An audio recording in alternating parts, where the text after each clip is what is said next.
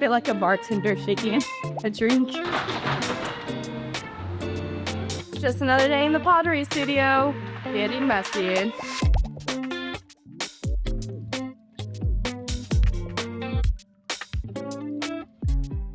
Hi guys, welcome back to my pottery channel. Today we're going to be glazing these pieces here.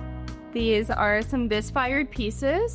So they're almost done, but not quite. We'll be glazing these pieces, but unfortunately we won't see the finished results for a few more days because I do have to put this back through the kiln, and that takes several hours for it to fire and for the kiln to cool down enough for me to actually grab it out of the kiln. But today we'll be glazing them. In here I have it's a light pink glaze. It doesn't really look light pink right now. Actually, I'm gonna shake it real fast. And I'm gonna be lining the inside of the cups with that.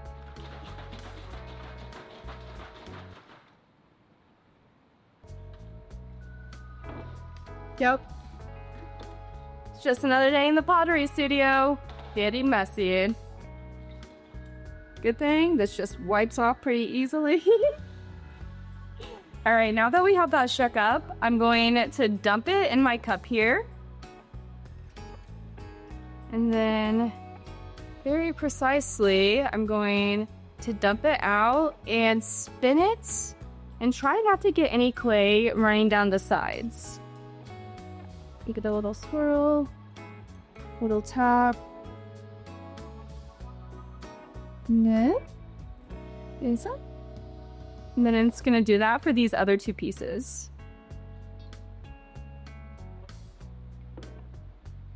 This one's tricky because when I did a good job. Usually I mess up, and because this little mushroom's here and it doesn't have like that perfect circle, it sometimes like runs down the mushroom, but I did a good job for you guys. There's a little spots where it's starting to run. I'll wipe that off right after I fill this cup, or this is the base, after I fill the base.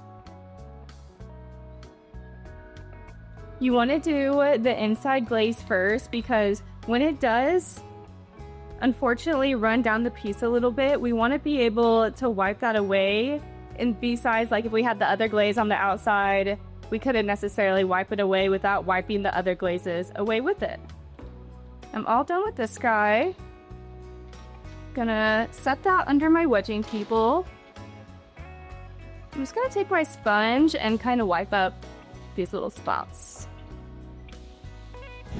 Now I'm just gonna take my sponge and my water and just clean up little areas where we got a little glaze running down the side. Perfect. Next, I have two glazes here. We have this Smoky Merlot from Amico, and then we also have Rose Mist. Amico is definitely my favorite glaze brand. I never really have any issues with them, and I love consistency because glazing is so unpredictable. This glaze is not actually gonna look like the glaze that's on the inside. It's gonna turn to like the glaze color that's actually pictured here. And same with this. This is more like a gray, ugly color, and then it'll turn to this like pinky, little yellow, almost like some blue hints in it as well. I'm gonna start with this cup. And then I'm gonna do the bottom half of this one, this Smoky Merlot, this like purpley color. And you want this to be kind of thick. And instead of like painting it on like a paintbrush, because this texture is kind of jagged, I'm going to do that. The reason that we glaze pots is so that we can actually eat and drink off them. These are food safe glaze. Not all glazes are actually food safe. This will create almost a glassy layer on the outside, making it so that no water can get into it, and you can have your morning coffee out of my mushroom mug. I'm gonna do the top section of this one red. Also, fun fact guys, these are actually, well, they will be once they go through the kiln. They will be microwave and dishwasher safe.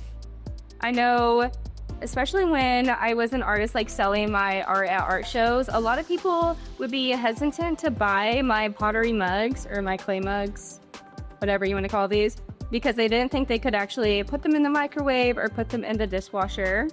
The only reason you would not want to put a mug into the dishwasher, or sorry, microwave, is if it had gold luster on it, and obviously we don't want to microwave gold. It will create sparks. I am a freak when it comes to my coffee in the mornings. I have to have it super hot, so I never use gold luster myself because I will be microwaving my mug like 3 times before I finish a cup of coffee.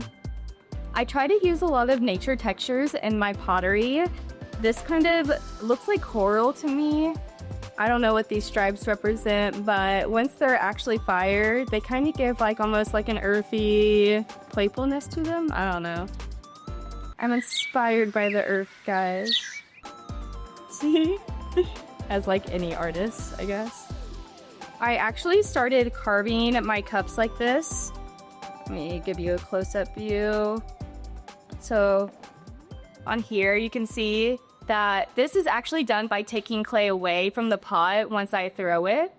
And the reason I started doing that is because I was not very good at pottery at all for a long time. And a lot of my mugs would be super heavy because when I'm at the pottery wheel, I wasn't very talented back then. So I would carve clay away to actually make it a lighter mug. And that's how I came up with my little textures that I do on my pieces. All right, I'm gonna let those dry and then I'm gonna switch to this rose mist. Always make sure your glaze is shook. A bit like a bartender shaking a drink. And then I have a clean brush for this one. And I'm gonna do the other part of this cup that I did not glaze earlier. It doesn't have to be too perfect. I don't mind if my glazes kind of run into each other. Sometimes I think it gives it a cool effect. Ancient Egyptians actually used glaze to protect their stone pottery, and we still see some of those pieces today. They're fully intact, which is actually, well, I guess not fully, but pretty cool that pottery can last that long. And I'm kind of dabbing this texture. It doesn't really like when I brush it on like a paintbrush. It's fine to use like a paintbrush stroke when I'm using the glaze on the parts that have just the stripes, but this section down here, I want to use this dabby motion. Again, I kind of want this a little thick. Not too thick. I don't want the glaze to run off the pot. That'd be a big issue. If we do have the glaze run off the pot, unfortunately, it will make the mug completely stick to the kiln shelf because it'll just be like glass infused on the mug to the kiln shelf.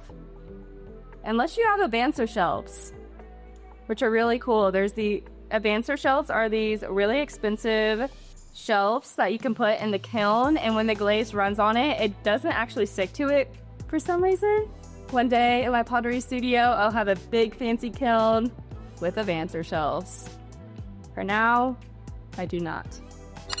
In Europe, many years ago, in ancient times, they used to use the ash from wood firing to create a glaze for their pots, which is kind of cool if you think about it. To be the first person to ever create a glaze, that'd be kind of wild.